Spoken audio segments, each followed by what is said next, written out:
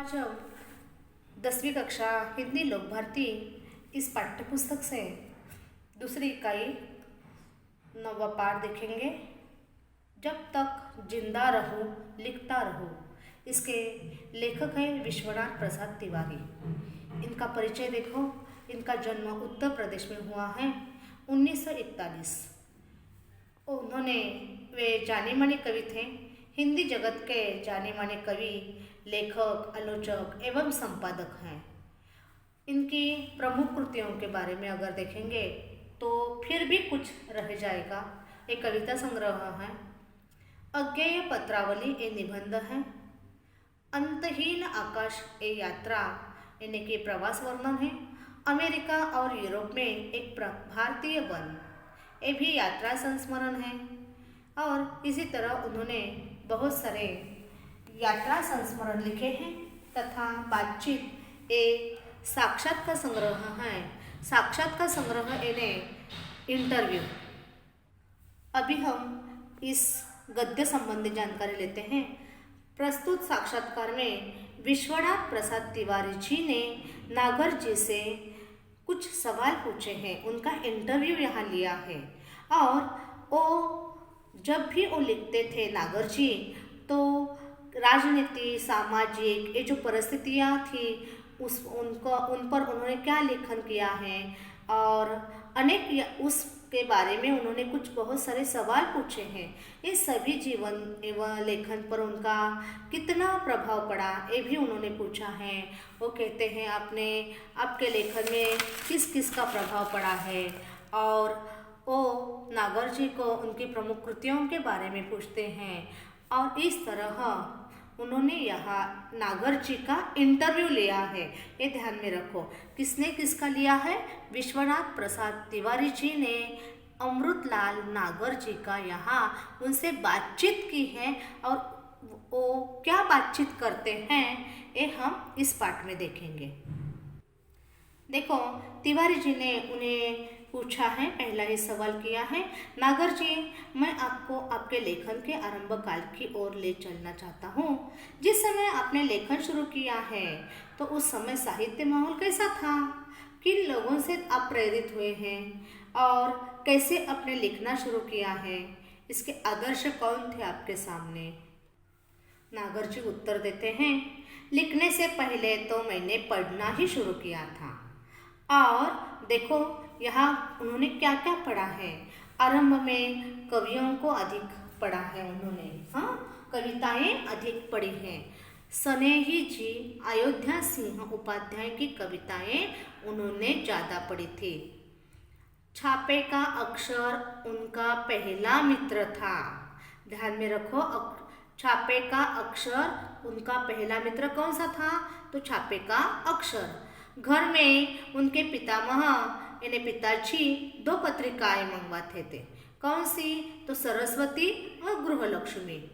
उस समय उन्होंने देखो प्रेमचंद, कौशिक, बंकिम, शरतचंद्र इन चारों के बहुत सारे उपन्यास, कहानी ये पढ़े हैं।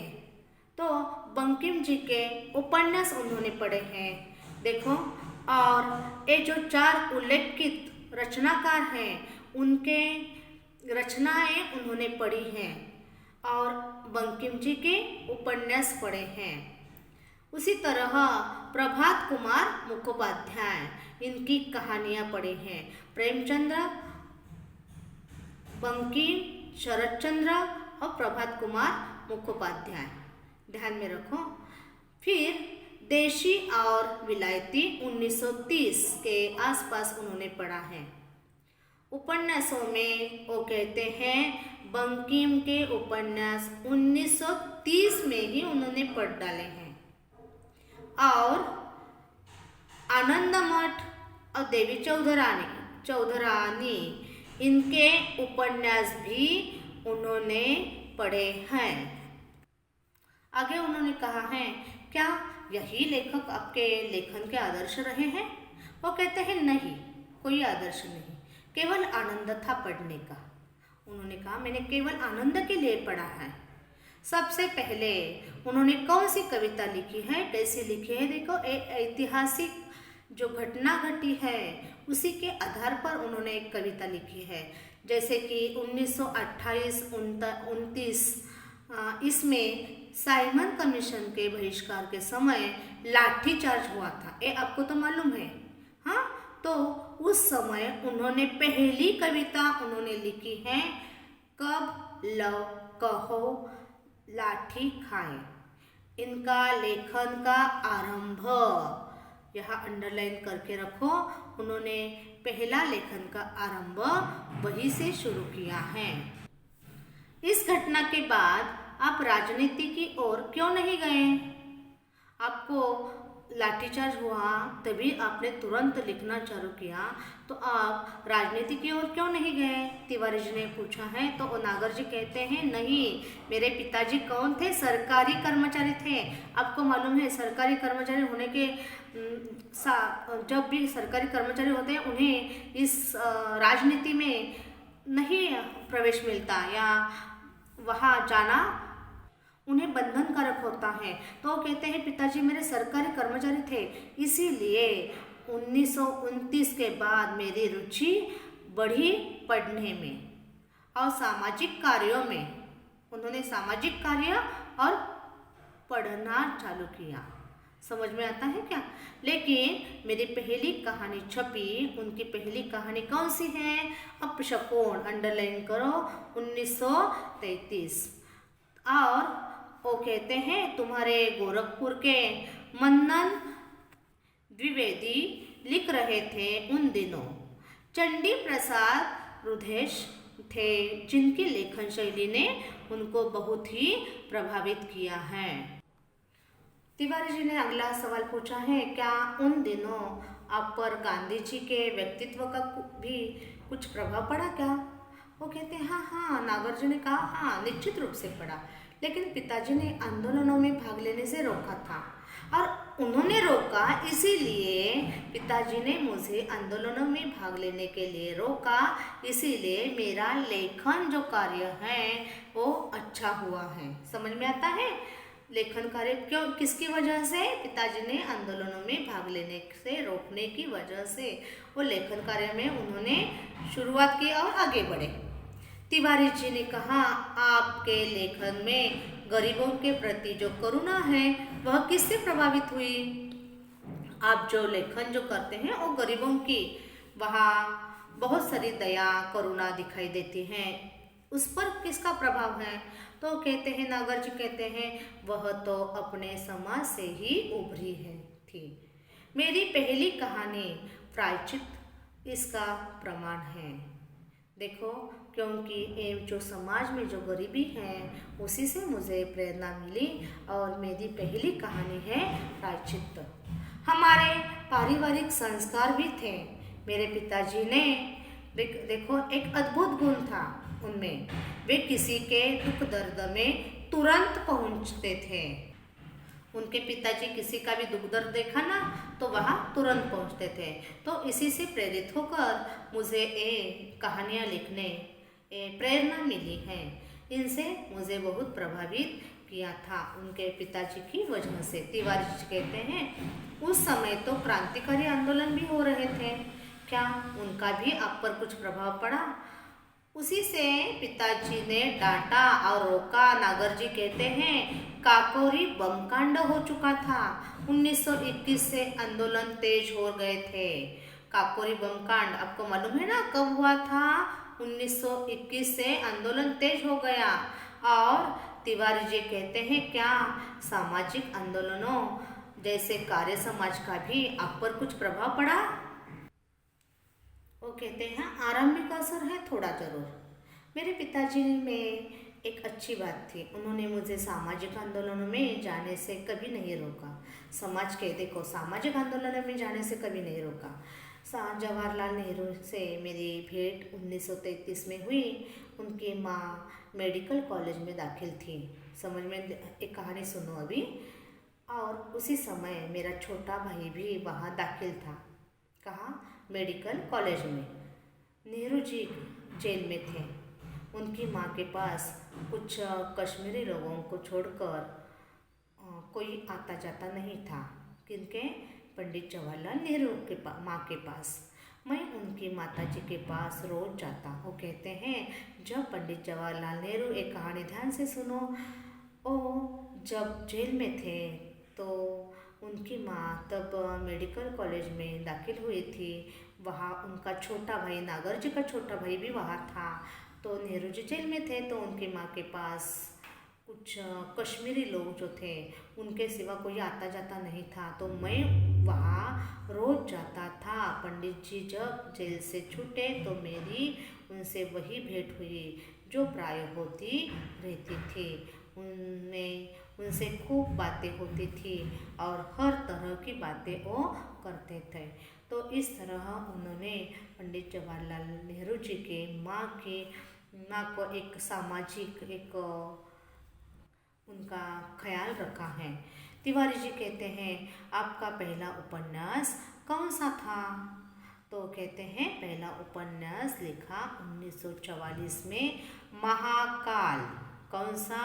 1944 महाकाल, जो छपा 1946 में। बंगाल से लौटकर इसे लिखा था। वो बंगाल गए थे और बंगाल से लौटते ही उन्होंने महाकाल लिखा हुआ था। क्या यही बाद में भूख नाम से प्रकाशित हुआ? हाँ, देखो कौन सा महाकाल जो था वही आगे जाकर कौन से नाम से प्रकाशित हुआ है? भूख। तिवारी जी ने कहा है, नागर जी आप अपने समय के और कौन कौन से लेखकों के संपर्क प्रभाव में रहे? नागर जी कहते हैं, जगन्नाथ दास रत्नाकर, गोपाल राय गहमरी, प्रेमचंद, किशोरीलाल गोस्वामी, लक्ष्मीधर वाजपेयी आदि के नाम याद आते हैं। माधव शुक्ल हमारे यहाँ आते थे। वे अजानुबाह थे, ढीला कुर्ता पहनते थे और कुर्ते की जेब में जालियनवाला बाग की खून सनी मिट्टी हमेशा रखे रहते थे। अब यहाँ देखो, अजानुबाह। अजानुबाह इसका मतलब यहाँ लिखो, जिस व्यक्ति के हाथ घुटने तक पहुँचते हों। हमारे हाथ घुटने तक नहीं पहुँचते, देखो तो ऐसे ही कहा है, घुटने तक जिसके हाथ पहुँचते हो। सच में नहीं होता है, देखो ऐसा घुटना आप कहेंगे सच में अजानुबाह थे, ऐसा उन्होंने कहा है। हाँ, अजानुबाह ने जिस व्यक्ति के हाथ घुटने तक पहुँचते हो, ऐसे वो उनकी विशेषता कौन सी है? देखो, माधव शुक्ल जी के विशेषता अजानुबाह थे और ढीला कुर्ता पहनते थे। कुर्ते की जेब में जालियनवाला बाग की खून सनी मिट्टी हमेशा रखते थे। ये उनकी विशेषता है। तो 1931 से 1937 तक मैं प्रतिवर्ष कोलकाता जाकर शरद चंद्र से मिलता रहा। उनके गांव भी गया था। आगे उन्होंने सवाल किया है, पुराने साहित्यकारों में आप किसको अपना आदर्श मानते हैं? तो कहते हैं तुलसीदास को। तो मुझे गुट्टी में पिलाया गया था, जैसे कि छोटे बच्चों को गुट्टी देते हैं ना, छोटे बचपन से ही उसे गुट्टी पिलाते हैं। गुट्टी ने कहा बादाम, खारीक, वो जो बहुत सारा होता है सामान, वो उगाला जाता है और छोटे बच्चों को देते हैं वो गुट्टी। जिस तरह छोटे बच्चों को गुट्टी से पिलाया, उसी तरह तुलसीदास। कैसे? तो बाबा शाम को नित्य रामचरितमानस मुझसे पढ़वा कर सुनते थे, इसीलिए वो कहते हैं मुझे बचपन से ही तुलसीदास जी का ये जो रामचरितमानस है वो मुझे सुनने और पढ़वाने दोनों भी क्रिया मुझसे हो जाती थी। श्लोक जो थे वो जबरदस्ती याद करवाते थे उनके पिताजी। तिवारी जी ने कहा आगे, नागर जी आपने खंजन नयन में सूरदास के चमत्कारों का बहुत विस्तार से वर्णन किया है, क्या इन पर आपका विश्वास है? नागर जी कहते हैं, नेत्रहीनों के चमत्कार हमने बहुत देखे हैं। उनकी भविष्यवाणियाँ कभी कभी बहुत सच होती हैं। सूर्य पंचाक्षती के अवसर पर काफ़ी विवाद चला था कि सूर्य जन्मांध थे या नहीं? सूर्य ने सूरदास जी, मैं मालूम है ना आपको। तो वहाँ बहुत ही वो कहते हैं विवाद चला था, वो जन्म से अंधे थे या बाद में हुआ है। सवाल यह है कि देखता कौन है? जब भी एक आँख या मन, तो वो ये जो उनका कहने का जो मतलब है ना, ये बहुत ही महत्वपूर्ण है। देखो, आँख या मन कौन देखता है? आँख तो एक माध्यम होता है, देखने वाला तो क्या होता है? मन होता है। बहुत अच्छी बात कही है उन्होंने। आँख क्या होती है? कोई भी बात हम देखने का काम करते हैं, लेकिन सोचते हैं या विचार करते हैं, जो भी हम फैसला करते हैं वो मन से, आत्मा से करते हैं। इसीलिए वो कहते हैं देखता कौन है? आँख माध्यम है, देखने वाला तो मन है। तिवारी जी ने आके कहा है, आपने क्या कभी अपने लिखने की सार्थकता की परख की है? वो कहते हैं हाँ, मेरे पास बहुत से पत्र आते हैं मेरे उपन्यासों के बारे में, खास तौर में जिनसे पाठकीय प्रतिक्रियाओं का पता चलता है। इसका मतलब है मेरे पास मेरे उपन्यासों के बारे में बहुत सारी प्रतिक्रिया आती हैं कि जिससे मुझे पता चलता है कि पाठकों को क्या चाहिए, कैसा लगा, क्या हुआ, ये सब बातें मुझे पता चलती है। तिवारी जी कहते हैं, नागर जी अपने भ्रमण को काफ़ी किया है, भ्रमण ने बहुत देशों को घूमे हैं। तो वो कहते हैं हाँ, पूरे अखंड भारतवर्ष में घूमा हूँ, पेशावर से कन्याकुमारी तक, बंगाल से कश्मीर तक। इन यात्राओं का यह लाभ हुआ कि मैंने कैरेक्टर यानी चरित्र बहुत देखे, बहुत लोगों को देखा और उनके मनोविज्ञान को भी मैंने समझ लिया है। और यही मौका मुझे मिला कि मैं पूरे भारतवर्ष घूमा, तो मुझे लोगों का ये बात समझ में आई कि उनका चरित्र कैसा होता है, लोगों के मन को मैं जान सका हूँ। इस तरह उन्होंने कहा है। समझ में आया भारतवर्ष घूमने से क्या मिला है उन्हें। तिवारी जी कहते हैं, अपने समय के लेखकों में आप किन्हें पसंद करते हैं? तो वो कहते हैं, अगर दिल से पूछो तो एक ही आदमी उसे बहुत प्यार करता हो, वह है रामविलास शर्मा। वो दिल से किससे प्यार करते थे? रामविलास शर्मा से। प्रभात कुमार मुखोपाध्याय का संग्रह देशी विलायती अगर मिल जाए तो फिर पढ़ना चाहता हूँ, वो कहने लगे हैं। बदलते हुए भारतीय समाज, ये सुंदर चित्र है। उसकी कहानियाँ में टॉल्स्टॉय और चेखव की रचनाएं भी मुझे प्रिय हैं। वो कहते हैं, तिवारी जी ने कहा है, आपने तो पत्रों का भी बहुत संकलन किया है। नागर जी कहते हैं हाँ, बहुत पत्रों का संग्रह भी काफ़ी है, लेकिन वह व्यवस्थित नहीं है। मैंने प्रत्येक जाति के रीति रिवाज भी इकट्ठे किए हैं। इसके लिए घूमना बहुत पड़ा है, बड़े बूढ़ों से सुनकर भी बहुत कुछ प्राप्त किया है। गदर के फूल के लिए मुझे बहुत लोगों से मिलना जुलना पड़ा। उन्होंने एक गदर के फूल, ये जो लेखन कार्य किया है, इसके लिए वो कहते हैं बहुत सारे लोगों से मुझे मिलना जुलना पड़ा है। जब लिखते थे तो लिखना आसान नहीं है बच्चों। यहाँ सारा पूरा अभ्यास यहाँ करना पड़ता है। जाति, रीति रिवाज, लोगों के मन, सब कुछ जानना पड़ता है, तभी लेखन कार्य होता है। तो वही बात वो बताते हैं। तिवारी जी ने कहा, आपने अपने उपन्यासों के लिए फील्ड वर्क बहुत किया है। हाँ, बहुत करना पड़ा है। नाचो बहुत गोपाल। यहाँ देखो, फील्ड वर्ड आया है ना, तो उसका मतलब होता है फील्ड वर्क यानी क्षेत्र कार्य। फील्ड वर्क यानी क्षेत्र कार्य, बहुत सारे क्षेत्र कार्य किए हैं, उनका कहना है। तो वो कहते हैं हाँ, नाचो बहुत गोपाल। ये जो सफाई कर्मियों की बस्तियों में उन्हें जाना पड़ा है इस लेखन कार्य के लिए। सफाई कर्मचारी होते हैं ना, वहाँ उनकी बस्तियों में जाना पड़ा है, उनके रीति रिवाज को उसका अध्ययन करना पड़ा है। मैंने अभी बताया ना, ये सहज नहीं होता। तिवारी जी कहते हैं, नागर जी क्या आप मन और प्राण को अलग अलग मानते हैं? तो वो कहते हैं हाँ, प्राण को मन से अलग करना पड़ेगा। मन की गति आगे तक है, प्राण को वहाँ तक खींचना पड़ता है। मन एक ऐसा निर्मल जल है जिससे जीवन के संस्कार रंगते हैं। इन्हें नागर जी के अनुसार मन और प्राणों में अंतर क्या है बच्चों? मन की गति जो होती है वो मन की गति आगे तक है और प्राणों को वहाँ तक खींचना पड़ता है।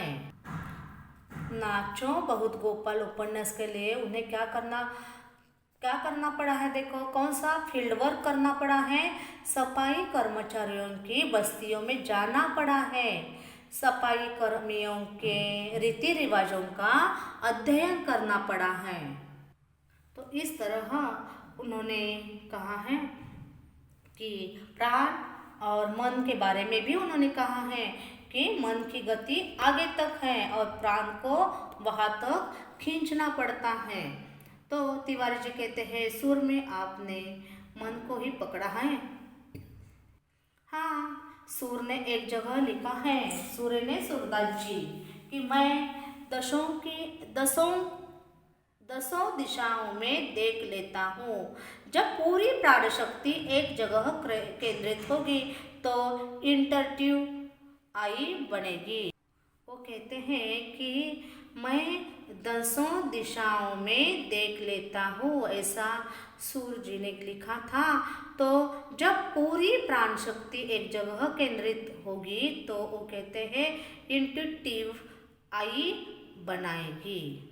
तिवारी जी ने कहा है नागर जी, हम लोगों ने आपका बहुत समय लिया है, बल्कि आपका उम्र और स्वास्थ्य का भी लिहाज नहीं किया।